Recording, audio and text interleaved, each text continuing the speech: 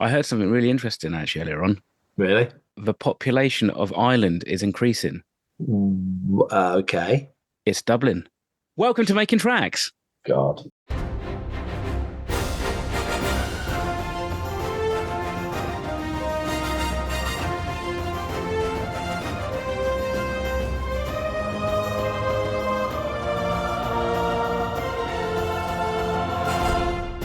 You are listening to Fantha Tracks. Because of the following special program, Wonder Woman and the Incredible Hulk will not be presented this evening.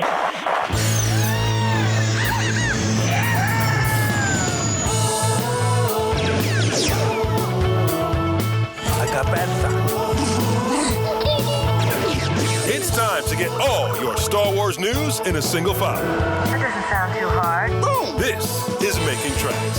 This is the way. Here are your hosts, Mark Newbold and Mark Mulcaster. I know these people. They are brutal. Does this look Jedi to you? That's not how the Force works. They'll never see it coming. Count me in. You're listening to Making Tracks. I'm your co-host, Mark Newbold, and joining me today is the world's worst stand-up comedian. It's Mark Mulcaster. How you doing, man? I'm still waiting for my drum roll and my snare hit. It's all in the edit, mate. It's all done in post. You should know. As an industry professional, Mark, you should know all about things being done in post.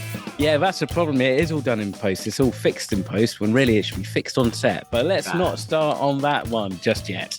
No. I'm good. Things are good. Busy. Star Wars World seems very busy. Everyone's keen to see what news comes out of Celebration. I say it's gearing up, isn't it? It really is. Just starting to gear up. We're what now, like about a month away? Just starting to see a lot more kind of like people talking about it on social media. I was kind of like, it's a shame I'm not going. The FOMO setting in. But at least the live stream's happening. That's true. And you'll probably see, in fact, I know, you'll see more from where you're sitting. Always away in it. Than we do on the show floor, but we know this from conventions all the time, don't we? Exactly. We have, and especially the last London celebration, you just couldn't get to see anything really. They're changing it a little bit this time. I don't think they're doing the lottery. I think it's a slightly different process. The applications kick off next Tuesday, so a week's time. Yeah. So we'll see how people do with that. It's not quite the same process, and it's yet another suck it and see. We'll tell you how successful we are when we get back.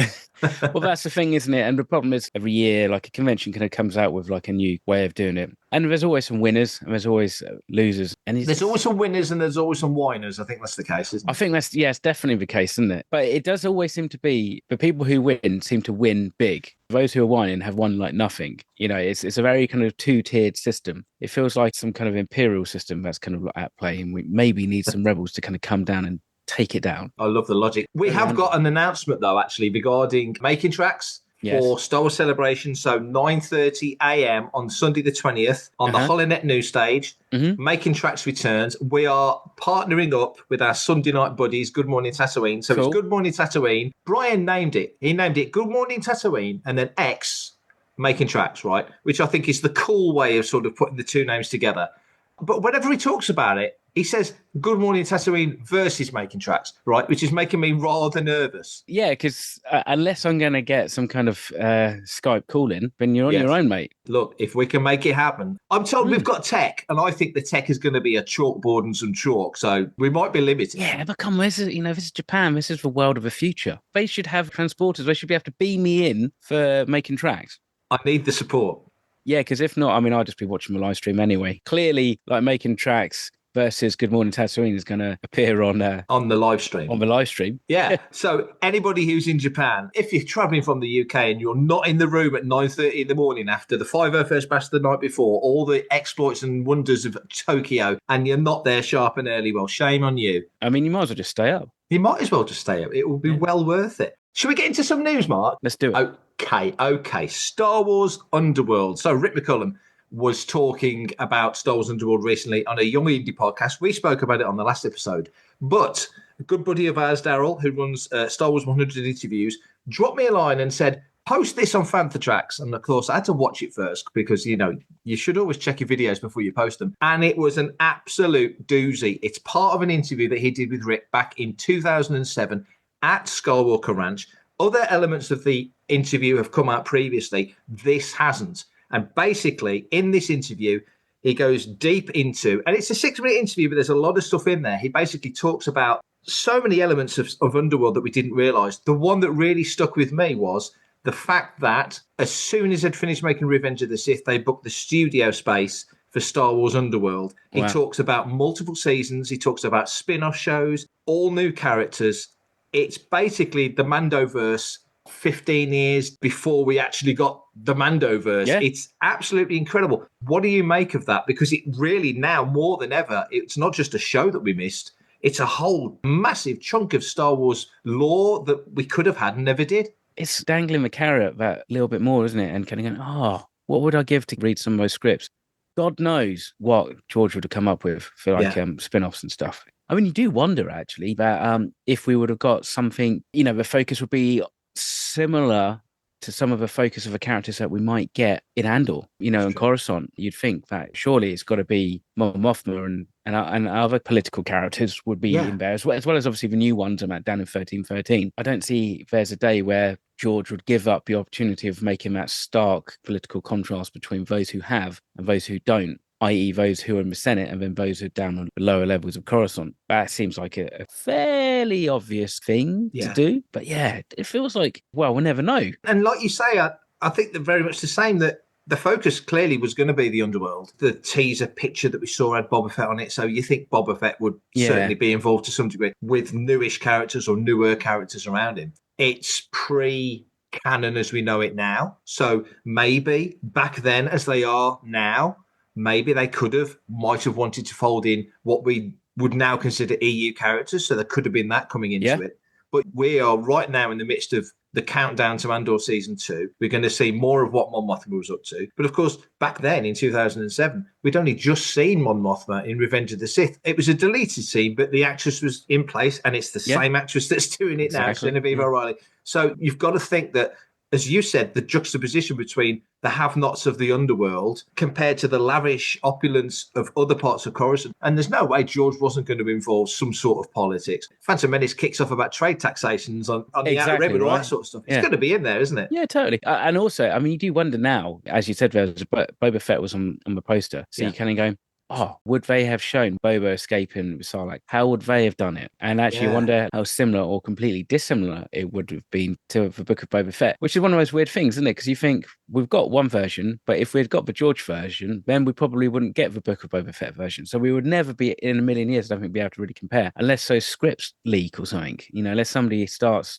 talking and sharing the scripts online. So, but don't you think, though, that now that we, and I say we as a fandom, are talking about Underworld a lot lately, and Underworld comes around like flares come around every few years. It's like one of those conversations that you can probably go back a few years, and we've probably talked about Underworld in the past. So Lucasfilm and Disney have got to be kind of listening, going, there's a lot of chatter about this Underworld stuff, and there are 40 or 39 or however many scripts Ron Moore said there was complete on the shelf, and maybe it doesn't fit the narrative right now. Maybe it's just tonally doesn't work. Maybe certain characters don't work. But there's got to be, within the construction of those 40 episodes, let's say, you can't imagine they're just all standalone adventures. There's a thread. You've got to think there's got to be some way they can pick out that through line and do something with it. Even if it ends up being an animated series, or ends up being a comic, or ends up being a series of novels. You imagine like a New Jedi Order length of novels that tells the story of Underworld. Yeah, even like you said, like a Visioned series or something like that, and maybe that's what they do. It'd be interesting to see, and I think it would be a nice little touch, especially coming up to the 50th anniversary, to get some more George Lucas Star Wars out there. I think that would be a really nice gift to everybody. Hi, this is Robbie from Skeleton Crew, and you are listening to Fantha Tracks. Tony Gilroy talking about Andor Season 2. The clock is counting. It arrives on the 22nd of April, just after the end of Star Wars Celebration Japan. Everybody who's seen the trailer is excited, and if they're not, then they're watching it wrong. But Tony Gilroy is talking to all sorts of outlets. He was on StarWars.com last week on the YouTube channel, talking to some of the actors from the show. And he has broached the subject of the fact that it was, at one point, going to be 5 seasons, but life brought it down to 2 seasons instead of the monster that they were thinking of initially. And Tony Gilroy had a few things to say about this. He said, talking about the show and the second season, he said, I will start with Existence. That's the first one. The only way it could possibly exist when talking about the series coming down from 5 to 2 seasons. The hubris and naivety and stupidity with which I entered this process we all kind of did, how we were going to do these 5 years. It was just impossible, absolutely impossible. In the end, it turned out to be this really thrilling challenge that seemed more like a game, but it was a gas to do it this way, and I wouldn't do it any differently. So a lot of bits there to unpack, but really the crux of it is, do you think that a show like Andor would have more or less impact if the show was around in our world for longer? Or because we've got these 8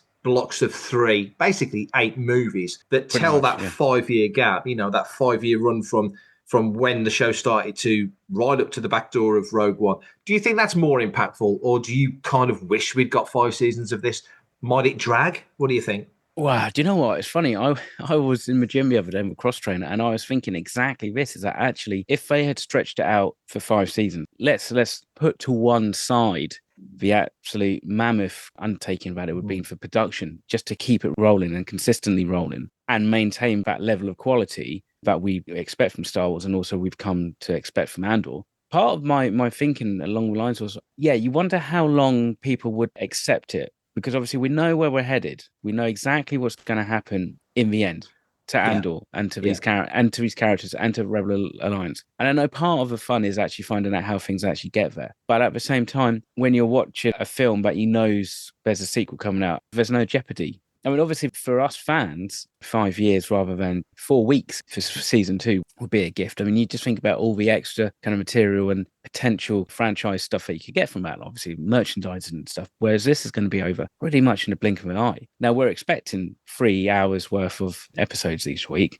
And as we've seen with some shows, we don't necessarily get like a 45-minute episode each week. It's just a bit annoying that there probably won't be the option to just watch that story block in one run without the credits and stuff like that, and the opening titles and stuff. So I haven't answered that question, really. I don't think it's a tough question, because the problem is, if what happens, right, if you commit to 5 seasons, second season comes out and it's relatively positive, no more positive than say season 1, which was critically acclaimed, but I think it's taken a lot of people to get round to kind of maybe understand what the Andor vibe is. But then season 3 comes out and it kind of limps across the line, and we start to lose interest. Isn't this the problem Rings of Power's having there? Well, exactly. Yeah, and you think about how much money they spent, and it will be no different when you think about it. Like, they spent, 250 million on the first season, and about the same on the second season. You add that up, that's over like a billion, trillion, million credits by the time you get to season 5.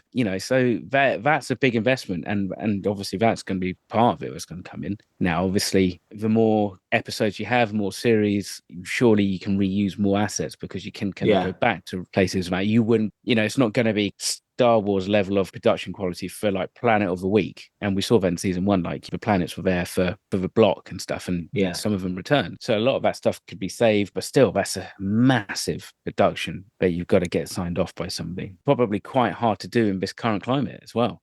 If they had committed to 5 seasons, you can't imagine they would be happy, not that they were probably thrilled, but ready to spend 200 plus million on a season. Yeah, I mean, I suppose that's the thing, like, it's where you can pivot. At what point do you have to kind of take a step back and go, we need to pivot? You look at big franchise films again, they're struggling. They're not doing quite as well as expected. I mean, obviously that's what I'm talking about, box office, but it's kind of a similar thing, I think, with streaming. There's definitely a pendulum swinging. There's definitely a counter movement towards some of these big franchise properties and the kind of style of storytelling that they're putting out. Maybe, it's just down to the audience just being that little bit tired with franchises and having to keep up with stuff. I just wonder now, with Star Wars specifically, if Amazon commit to Rings of Power, they've gone out and said it's a big dick move. We're going to put out 5 seasons of a $200 million show by hook or by crook. That's almost regardless of the viewership, because you've kind of put yourself out there now that they've got to do it in a way. I just wonder, with something like Star Wars, if you have a show, let's say like The Mandalorian, if they'd made season 1 of Mando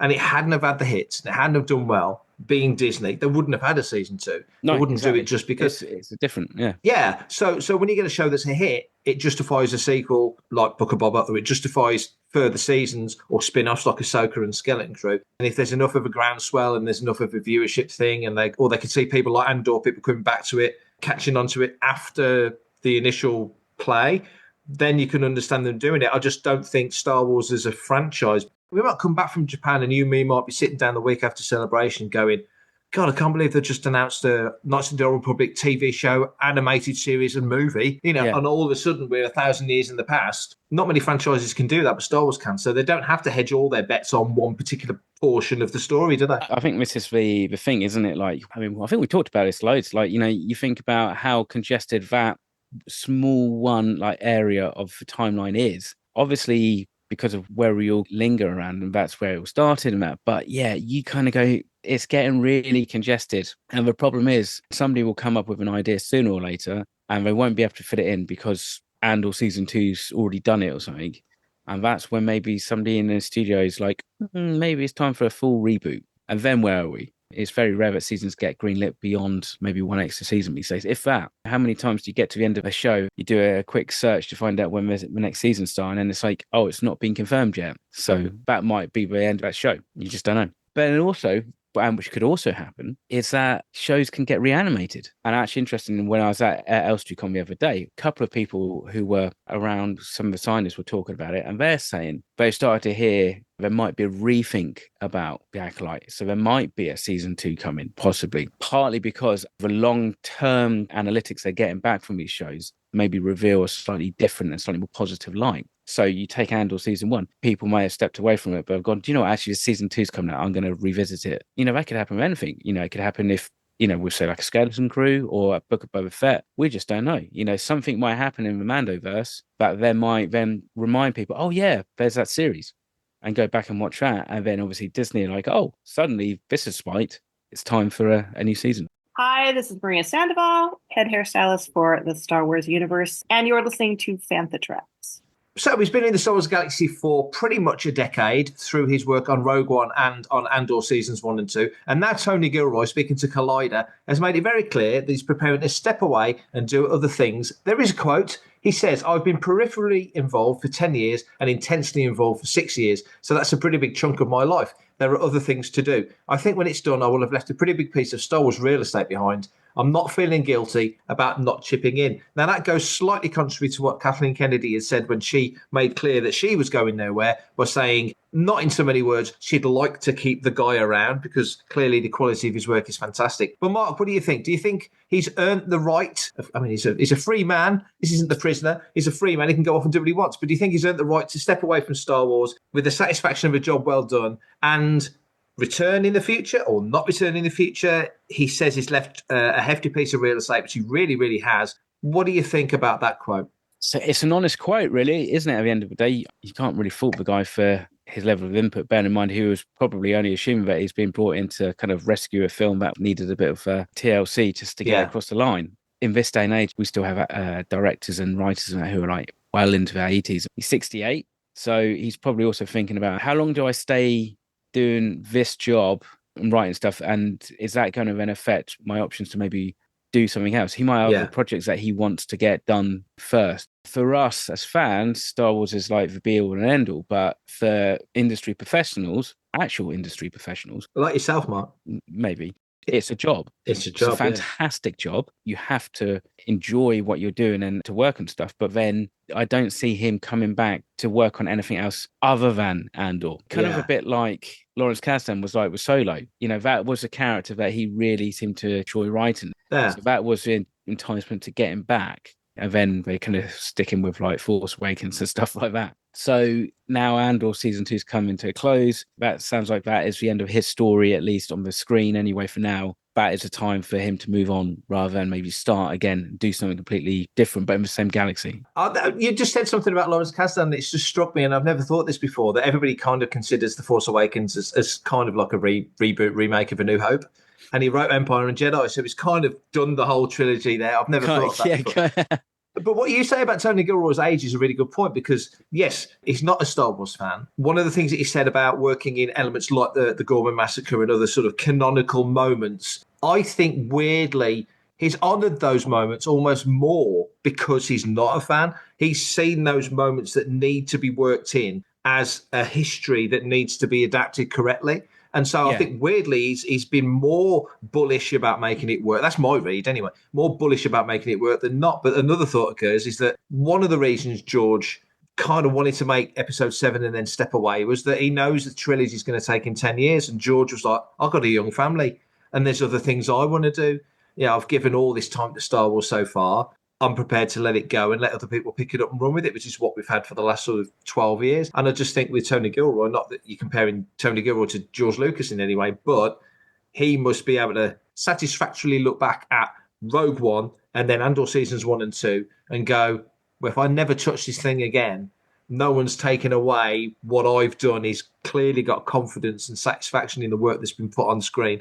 So I think as fans, for people, especially people like you and me who've got to review 3 episodes a week for the next month. I suppose for somebody like Tony Gilroy who's writing, I'm sure there's things that as he's been developing and working on season 2, there's been little ideas. It's like, oh, actually, no, that might be an interesting storyline for something, something completely different. Like he could come back and deliver some amazing post-apocalyptic sci-fi thriller, and it could all be inspired by something that happened on the set of Andor. Same as J.J. Abrams. He didn't want to move his family over to the UK for 10 years to do the sequel trilogy. And he can understand it. These are big films. It's a full-time commitment, beyond a full-time commitment. When you get into production and into post-them, it's becomes a proper slog. If you know that you're on season 2 and you still got another 3 seasons to go. Yeah. And knowing Disney, they'll be like, right, this is coming out every year on, this date. You got a deadline to work to. There's no letting up. You just got to crack on with it for 5 years. And that will just be brutal. I suppose it depends upon if you break it down to how you'd run it with different directors per episode. Yeah. As somebody who's kind of show running a series, got to be across everything, which means you will need to be in for the edit sign-offs. You will need to be in for the dub, for grade, and on set and stuff, and then the writing as well. If you're kind of executive producer or something you would be across it every single step of the way, as opposed to somebody in a different department. It sounds like he is going to step away, and that's fine. And I think the reaction to Andor season 2 feels like it will be a very positive thing. There's always going to be surprises. There's always going to be things in there people do or don't like. But right now, I think as we sit here right now, our gut feeling is it's going to be largely positive. But maybe sometime in the future, he can either be enticed back, or maybe some point in the future, like you just said, he has some brainstorm moment of I've had, like John Knoll coming up with the Rogue One idea in the first place. Exactly. Why don't we tell the story about this on the Death Star plans? What if Tony Gilroy was sitting there in the bath one day and thinks, I've just had the best idea for how the Bothan spies got the plans for the second Death Star. Yeah. And it folds in Mon Mothma and it folds in this, that, and the other, I think they've been pretty savvy. They don't really put Tony Gilroy out front and centre the same way as they do Dave Filoni and Jon Favreau and stuff. No. I guess that might be part of his thing as well. It's always felt like, to me anyway, he's just been there getting on in the background, getting stuff done, getting things sorted. Probably an intentional thing from him as well, maybe, because he's not quote unquote fan. I don't think you need to be a fan to work on Star Wars. And actually, I think sometimes people might get a little bit too reverent about the notion. And precious. Being able to walk away from it probably isn't a bad thing, actually. For everything in one location, daily news, reviews, interviews, podcasts, video, and social media feeds, bookmark FanthaTracks.com for Star Wars news 24/7, 365. Listeners to Fantha Tracks Radio will have heard our interview with Ravi Cabot-Conyers. He played Wim in Skeleton Crew. And for those that haven't listened to it yet, here's a little clip of myself and Ravi having a chat. And once you've listened to that and the rest of this episode, go and listen to the whole episode. You'll find it on FanthaTracks.com and you'll find it on Fantha Tracks Radio. But here's myself and Ravi talking about Skeleton Crew. Was there anything that really took you by surprise, be it the technology or a moment where something really clicked? Was there ever a moment like that? The volume, for sure, was a whole new, the pirates too, the way the directors worked with the pirates. Bryce was familiar with the volume and pirates from The Mandalorian. Yeah. So, but I think all the other directors, we were kind of learning with them too. And, the volume was so crazy. I'd never really seen anything like that. I've never worked on anything like that. So it's a whole new experience. It's crazy. There was a lot of new things that I think all of us got to experience, us and the directors. And working with them all was so fun. They all brought something different. The doing stunts on the back lot too. That was so fun. We had a whole scene in Bryce's episode where we were fighting off the trash crabs. Yeah. And the mama crab. It was a huge fight scene, huge stunts. We had to like kick the crab, punch him, and it got cut, unfortunately. We all worked so hard on that one. And we had like 3 days of like stunt practice for that one. But it was fine because it was such a fun experience. And now we know. Now we know how to fight trash crabs for next time, so it'll be okay. Life lessons. Yes, of course. My name is Kiriana Cratter, and you're listening to Fantha Tracks. Friday the 18th of April, that's the day that Season 2 of Light and Magic lands on Disney+. There's 3 episodes, this time directed not by Lawrence Kasdan, but by Jumanji, Captain America, Rocketeer director Joe Johnston, former ILMer himself. They're going to delve into some classic ILM projects, going to look at all sorts of stuff. We're going to get some fantastic content. Mark, Season 1, 6 episodes, directed by Kasdan, was absolutely fantastic a couple of years back. Are you looking forward to diving in once again to Season 2? Oh, absolutely. It was a gift that we got Season 1. So Season 2 is just like the cherry on top. Yeah, I totally agree. I think any time you can lift the lid, we kind of want to know how the sausage is made, but then little part of us doesn't. But I think first season really, especially this year with it being the 50th anniversary of ILM, to get an insight into the process and especially some of those classic movies, not necessarily all Star Wars, but hopefully we'll dip into the galaxy far, far away at some point, but also from a director like Joe Johnston. There's this deep satisfaction, I think, of a guy that came all the way through the Lucasfilm and ILM ranks back in the day and then set out. I mean, I think George helped pay for his film school stuff, if I remember from Season 1 of Light and Magic. So to go and make the films that he made, doing stuff like Rocketeer, which was, again, an ILM project, and Captain America, all these other things that he's done that have folded back into the company, and now to come back and do what I feel will be another little love letter to ILM. It's another treat, isn't it? Especially given that we'll have that, then we've got Celebration, then we've got Andor. It's going to be a cracking busy week. Yeah, I think I might have to pull a sickie for that week. I think just to take it all off and just enjoy it. Actually, that's the nice thing about these things is that actually with the ILM stuff, it's like there's no real rush to consume them, and actually it's quite nice to kind of spread them out a little bit. This is Steve Bloom, voice of Zeborelios, and you're listening to Fantha Tracks. Caravast. May the force be with you. Right, to wrap up this week's episode, we have a listener's question, and there's a story behind it, which I shall tell you shortly, but it is from Gareth in Bromsgrove, and the question is a philosophical, theological question for you guys. What is the afterlife like in the Star Wars universe? We know there's some form of afterlife because of Force ghosts, but is this just for Jedi? Or is it that everyone goes to an afterlife, but only Jedi can appear as ghosts? Also, what are the Force ghosts doing the rest of the time when they aren't appearing corporeally? Are they sitting around on clouds like the Christian depiction of heaven? Or is it more that they're floating around in the ether? Is the world between worlds the afterlife? Or is it more a place where living people have visions? I can't recall any direct reference in canon other than in a certain point of view where Obi-Wan's consciousness flits around from place to place immediately after he is slain by Vader. Are there any other depictions I've missed? What are your thoughts? Nice, simple one for you to answer there. Best wishes, may the force be with you, Gareth in Bromsgrove. So thank you, Gareth in Bromsgrove. I hope you enjoyed seeing the Darkness Nash the other day. It was very nice to see you at Wolverhampton Civic Hall. But on to the question. Wow, there's a lot to unpack there. What do you think? I'm throwing this straight to you, Hospital Pass, Mark. What do you think? Do you think the Jedi just sit around playing poker when they're not appearing and spooking people? What do you think the Jedi are doing when they're not appearing to someone? Surely they should be playing sabacc.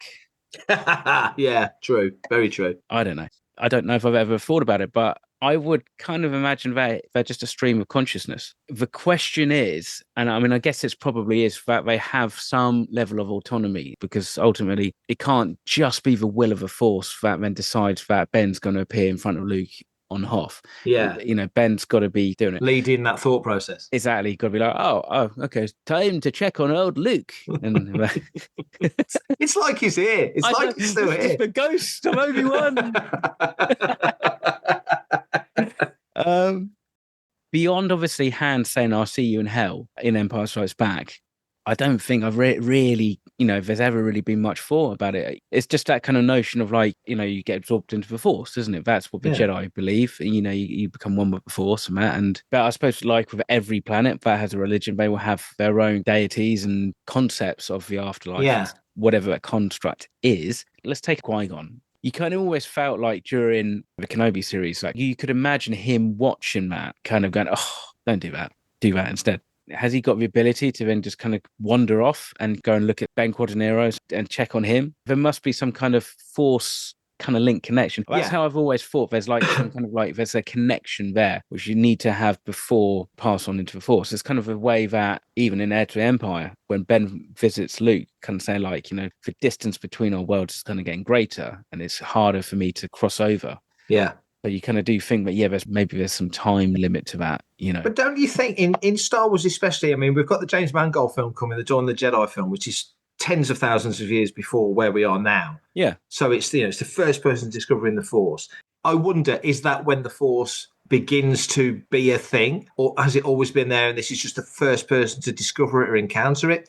In terms of Star Wars, specifically the Star Wars galaxy, it's a bit like here on Earth. There's religions, so many religions on Earth and different ways of worship. But if the aliens landed tomorrow, that would throw out a lot of theories and ideas and faiths and so on, just might not have the power that they do. It's like a Terry Pratchett thing, isn't it? They just wouldn't have the power that they do. So I just wonder, in the Star Wars galaxy, when that there's such a thing as a Force Ghost, for example, as we call it a Force Ghost. I don't know if they call it a Force Ghost in Star Wars, but would that sort of supersede any other theory of an afterlife or not? Is it like Clash of the Titans when they were sitting on clouds watching stuff happen and it's the Force Ghost of Anakin talking to the Force Ghost of Ben? Or do they only exist when a physical being almost, like Ben wanted Qui-Gon. Yeah.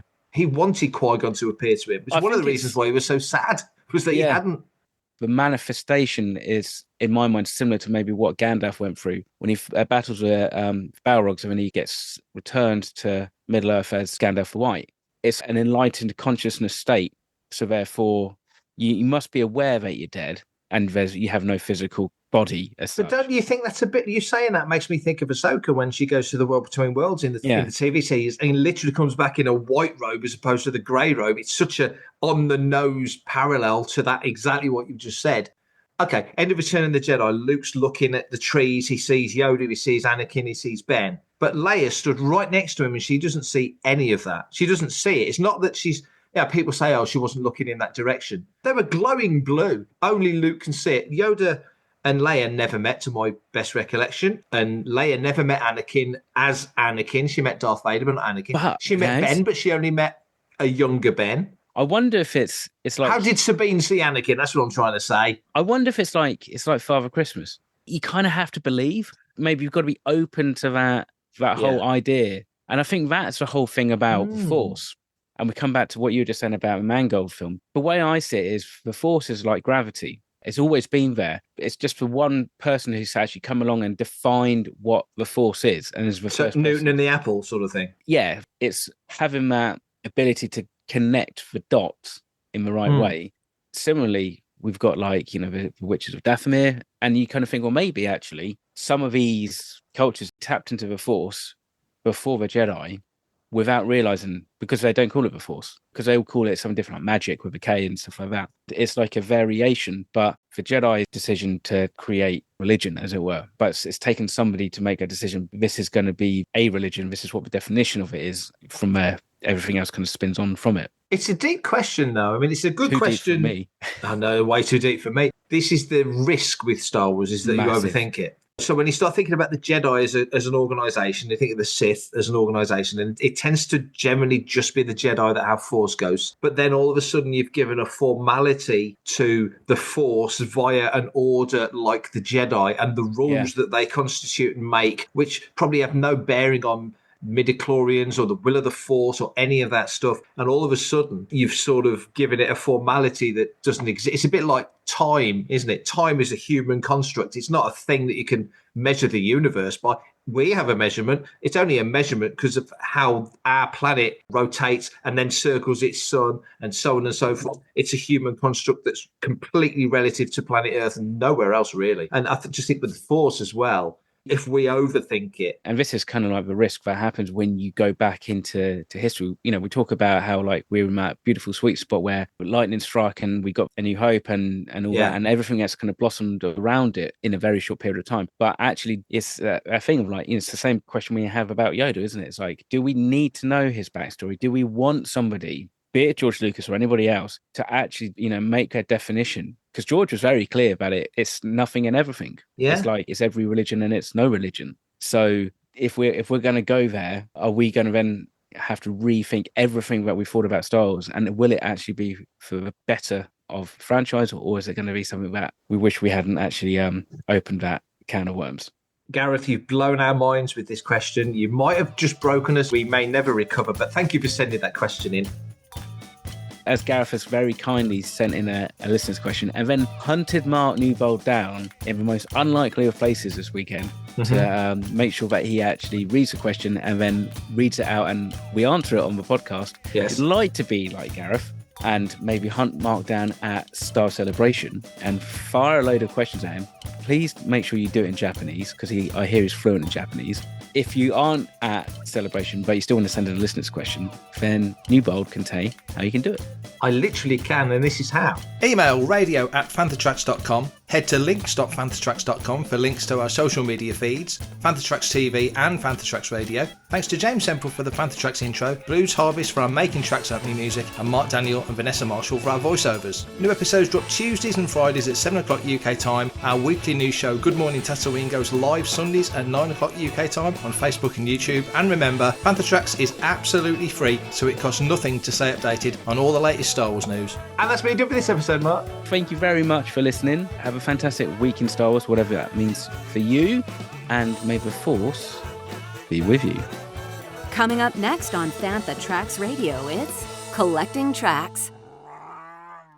Time to check on old Luke. And it's like he's here. It's like he's still here. The ghost of Obi-Wan.